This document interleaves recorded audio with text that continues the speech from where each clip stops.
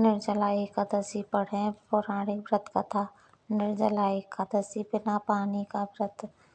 ज्येष्ठ शुक्ल एकादशी की कथा। निर्जला एकादशी व्रत की कथा इस प्रकार है।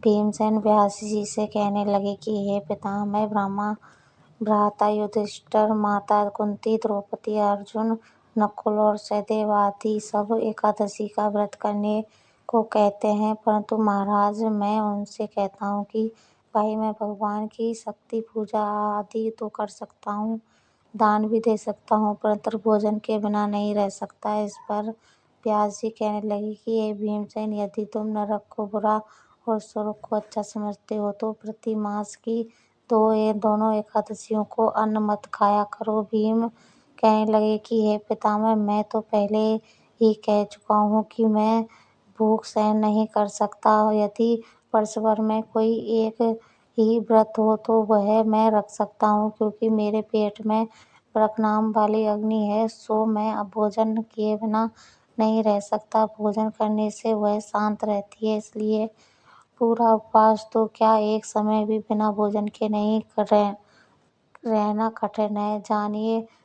जानिए क्यों माना गया है निर्जला एकादशी को 7 व्रत है। आप मुझे कोई ऐसा व्रत बताइए जो वर्ष में केवल एक बार ही करना पड़े और मुझे स्वर्ग की प्राप्ति हो जाए। श्री व्यास जी कहने लगे कि हे पुत्र, बड़े बड़े ऋषियों ने बहुत शास्त्र आदि बनाए हैं, इससे बिना धन के जो थोड़े परिश्रम से ही स्वर्ग की प्राप्ति हो जाती है। इसी प्रकार शास्त्रों में दोनों पक्षों की एकादशी व्रत मुक्ति के लिए रखा जाता है। व्यास जी के वचन सुनकर भीमसेन नरक में जाने के नाम से भयभीत हो गए और कांप कर कहने लगे कि अब क्या करूं, मास में 2 व्रत तो मैं कर नहीं सकता।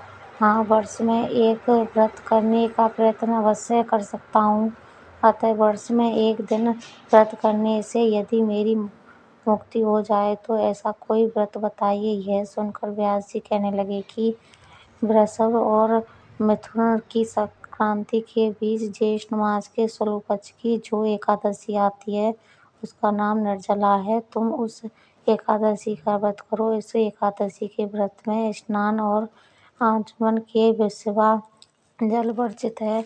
आचमन में 6 मासों से अधिक जल नहीं होना चाहिए, मद्यपान के शुद्ध हो जाता है। इस दिन भोजन नहीं करना चाहिए, क्योंकि भोजन करने से व्रत नष्ट हो जाता है। यदि एकादशी को सूर्योदय से लेकर द्वादशी सूर्योदय तक जल ग्रहण न करें तो उसी सारी एकादशियों का व्रत का फल प्राप्त हो जाता है। द्वादशी को सूर्योदय से पहले उठकर स्नान आदि करके ब्राह्मणों का दान आदि देना चाहिए। इसके पश्चात भूखे और उत्पात्र ब्राह्मण के भोजन बराबर फिर आप भोजन कर लेना चाहिए। इसका फल पूरे एक वर्ष की संपूर्ण एकादशियों के बराबर होता है। व्यास जी कहने लगे कि ये भीमसेन, यह मुझको स्वयं भगवान ने बताया है। इस एकादशी का पुण्य समस्त तीर्थों और दोनों से अधिक। केवल एक दिन मनुष्य निर्जल रहने के पापों से मुक्त हो जाता है। जो मनुष्य निर्जला एकादशी का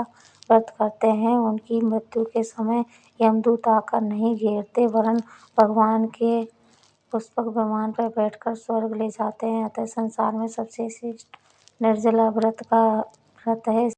यत्न के साथ इस व्रत को करना चाहिए और उस दिन ओम नमः भगवतो वासुदेवाय मंत्र का उच्चारण करना चाहिए, गोदान करना चाहिए।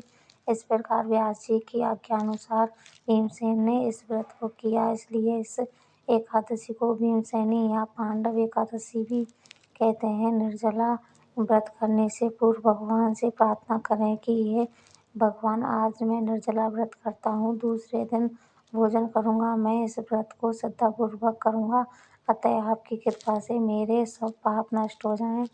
इस दिन जल से भरा हुआ एक घड़ा वस्त्र से ढककर स्वर्ण सहित दान करना चाहिए। जो मनुष्य इस व्रत को करते हैं उनको करोड़ फल सोने के दान का फल मिलता है, और जो इस दिन यज्ञ आदि करते हैं उनको फल का वर्णन ही नहीं किया जा सकता। इस एकादशी के व्रत से मनुष्य विष्णु लोक को प्राप्त होता है। जो मनुष्य इस दिन अन्न खाते हैं वे चंडाल के समान होते हैं, अंत में नरक को जाते हैं। जिससे निर्जला एकादशी का व्रत किया है वह चाहे मद्यपान करता हो, चोरी की हो या गुरु के साथ द्वेष किया हो, मगर इस व्रत के प्रभाव से स्वर्ग जाता है। ये कुंती पुत्र जो पुरुष या स्त्री श्रद्धापूर्वक इस व्रत को करते हैं, उन्हें अग्रह लिखित कर्म करने चाहिए। प्रथम भगवान का पूजन, फिर गोदान, ब्राह्मणों को मिष्ठान एवं दक्षिणा देनी चाहिए तथा जल से भरे हुए कलश का दान अवश्य करना चाहिए। निर्जला के दिन अन्न, वस्त्र, उपहार, जूती आदि के दान भी करना चाहिए। जो मनुष्य भक्तिपूर्वक इस कथा को पढ़ते हैं या सुनते हैं, उन्हें निश्चय ही स्वर्ग की प्राप्ति होती है। कहानी अच्छी लगे तो लाइक, कमेंट, शेयर जरूर करें। चैनल को सब्सक्राइब करना ना भूलें।